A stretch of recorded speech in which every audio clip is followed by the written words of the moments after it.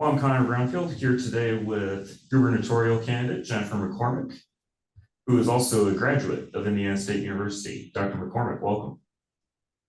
Thank you for having me. Thank you for being here. I have a few questions we'll go through, make this a fairly quick interview, touch on some important topics with just under a week to go to Election Day. So my first question is, how are you feeling with only a few days left to go until the gubernatorial election? Yeah, we're in single digits, so the countdown is on and we feel really good. We've got great bipartisan support. We've got a lot of momentum and the early voting lines are long, so we feel good. Absolutely. And speaking about that bipartisan support, it's been over 2 decades since a Democratic candidate won the governor's race in Indiana. And of course, you recently switched from the Republican Party to the Democratic Party. Can you speak a little bit about what made you decide to switch parties and that spirit of bipartisanship you feel going in? Yeah, for me, it was about values. When I ran in 2016 as a Republican, I took with me to the state house. I'm very fiscally conservative, but I also taught kids for 20 plus years that character mattered. I'm also very much about empowering individuals and families and communities. And what I saw at the state house was a lot of people posturing for power and putting a party over people. And that's just not who I am. So I stayed aligned to my values, and that's why I switched parties. Absolutely. And what makes you think that this election will be different with regards to that history of Republican candidates having dominance in the governor's sphere in Indiana? When I ran in 2016, there was a lot of heavy feeling of complacency. It was just a totally different feel. And this is a feeling of urgency with the energy that's coming together, and it's very exciting. People are ready for change. And I keep reminding people this isn't about just changing lives, this is about saving lives. And so I really think that Hoosiers are ready to bring back balance and common sense to the state house. Yes, ma'am. And I had the privilege of speaking with your running mate Terry Gooden a couple weeks ago. And he also talked about the idea of sweeping change and progress. Can you talk a little bit about some of those changes that you would implement in the governor's office? Yeah, so Terry and I would love to obviously bring changes and swiftly, because that's incredibly important. So our priorities would be women's reproductive freedoms, also accessible healthcare for everyone. In addition, education, and not just K-12, but emphasizing early childhood and universal pre-K, and then post-high school. Right now in Indiana, we're demonizing higher education and anything beyond beyond 10th grade, and it makes zero sense. And then for me, it's also about getting our wages up. All of our costs are going up, and so we need to make sure we have our wages up and work really hard to get our utility down and our property taxes down. Yes, Doctor, and I really want to hone in on some of the things you said there about demonizing higher education, especially because we're a college circulating newspaper. Can you speak a little bit about some of the threats that you see to higher education and what you would do to solve/remove those threats to higher education? Yeah, when you have leaders of a state or collectively a party that is really sending the signal that higher education doesn't matter, it's not worth the money and it's not worth the time. And I know it's expensive and I know there are challenges with it, but I also understand too that long-term data will show us that your earning power through life is better if you have a skilled trade or a degree. And so for Indiana to be successful and attract and retain a lot of those jobs, we need to push for academic rigor and the best education for everybody. And that looks different. You know, some people, it looks different based upon their interest and their passion and their aptitude. But as a state, we're better if we are pushing as rigorous educational experience as we possibly can that is well-rounded. And our economy is dependent upon it. Our livelihood is dependent upon it, and the success of our state is dependent upon it. Also, you know, for decades, we've been going after K-12 teachers, and we have 3,300 teaching openings right now, and we'll never fill them, which is not good for kids. It's also not good for our state, but now they're going after our professors in higher education and trying to control what they teach, how they teach, and putting threats against them. And it's just not good. We need the best of the best to teach at all Absolutely. levels. And we've seen a lot of controversy around Senate Bill 202 in particular over the course of the last year and the effects that that would have on faculty members' abilities to teach students. How would you respond to the measures within Senate Bill 202 and provide those protections for faculty? We need the office. We need that platform and to be able to inform others, but then also to make sure that we're using it to be really, really smart in our messaging regarding what that does if we're chasing away great professors. They have options. There are other universities across the country that would love to have a lot of people who teach in the state of Indiana.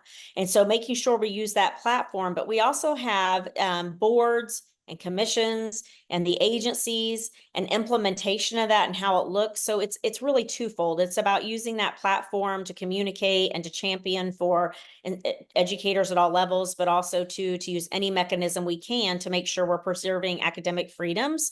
It's incredibly important. Of course. And on the other side of the campus, with regards to students, this is the first election where many students on ISG's campus will be eligible to vote. For those students who haven't yet gone out and voted, or who will be voting on election day, what would you say to them to get them to go out and cast a ballot? Indiana sometimes doesn't make it very easy for college students to vote. And so I know it's going to have to take for some people a couple of extra steps, but it's your voice, it's your future. I tell young people, take your age today and you add pretty much 8 years, because if it's 1 term or 2 terms, and think about what in your life in that next 8 years, what's going to change. Many young people will be family planning. Many will be, into a job. Some will be looking for, housing. You'll be entering into where, healthcare isn't necessarily going to be under your parents' plan, and it's expensive. And so adding that on, this is your chance to weigh into our freedoms, our rights, but it also is your opportunity to make sure that you are paying attention to what your checkbook's going to look like in the next 8 years. Absolutely. And you mentioned things about family planning there, and you've also talked about healthcare and accessibility to women's healthcare with regards to reproductive freedoms and such. What arguments would you give students with regards to their healthcare protections, their right to an abortion or other reproductive cares, and what they should consider on those issues going into Tuesday?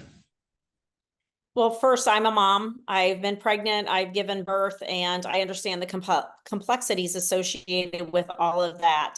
And, far too often women have to have an option. If things don't go well, they have to make really difficult decisions for their own sake, their own life.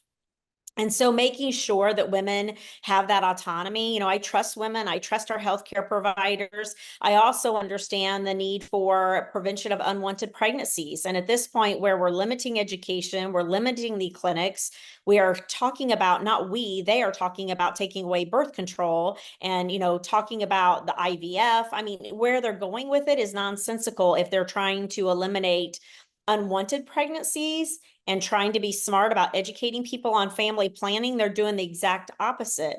But it goes back to, we have less freedoms today than we did 50 years ago. And that's not going to stop if we do not elect new people. Well, thank you very much.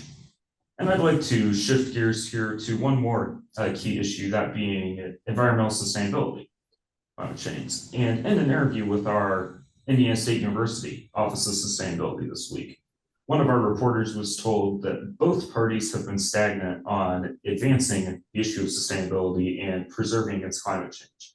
How would you respond to that claim that both parties have been stagnant on that issue? Well, when there's 20 years of one party rule, it's hard for Democrats to get things passed. And so with the supermajority and with really the whole state house being Republican, I'm not sure it's fair to say that, because I've seen a lot of bills that have been introduced that didn't go anywhere. But everybody, all Hoosiers, have a little bit of blame in this. We are a state that does not have a water management plan. We are a state that has some of the most polluted recreational waters in the nation. Some of our air quality areas are some of the worst in the nation. We just decimated our wetlands. And we're also looking to do the same thing to our public forest. And it's just not responsible. But until we have a leader who will say, this is a problem, and it's not just about here and now, it's about down the road. It's about making sure that we're being smart about taking care of our natural resources. You know, my dad was a soil water conservationist with the USDA my entire life, and he's retired now, but we grew up that way. I just thought it was, you know, common sense and good practice to take care of those natural resources. But I took it for granted that our leaders felt the same. And so, yes, I think every Hoosier has a little bit of, a lot of skin in the game on this one. But, you know, the Republicans have had ample time and opportunities to address it, and they just have not done so. Well, thank you for that response, Doctor. And finally, when I was talking with Dr. Gunn a couple weeks ago, he mentioned that as a ticket, you two are trying to focus on integrity and respect and civility when it comes to campaigning, elements that we've largely seen lost on the campaign stage, or at least diminished. Going forward to the election and past the election, how do you hope to work to bring that idea of civility and respect back into the political sector? You know, it's about common sense and it's about balance and trying to find that common ground. We're all not going to agree on everything. I mean, that's just realistic. But we also know, too, that we are going to agree on some things, regardless of the topic. And so we need to make sure that we are finding that common ground. That's where my lieutenant governor comes in. He knows the people at the state house. He served for 20 years. Day one, he's ready to run the Senate. But those relationships that he have will be critical. The other benefit is when I was state superintendent, I was responsible for over half of the state budget. So I know prioritizing, you know, our budget to reflect those needs is going to play into this conversation. So, you know, there's a lot to that, but, you know, being held accountable and transparent is incredibly important. And we laid all of that out in our common sense ethics plan because you know, we're public servants and we should be held to a different standard. And I firmly believe that. Of course. Well, thank you for joining me today, Dr. McCormick. Is there anything else you'd like to add? I think you've got it. Thank you. Just tell everybody, go out and vote. Vote, vote, vote. Absolutely. Thank you again for joining me. I hope you have a great rest of your day. Thank you.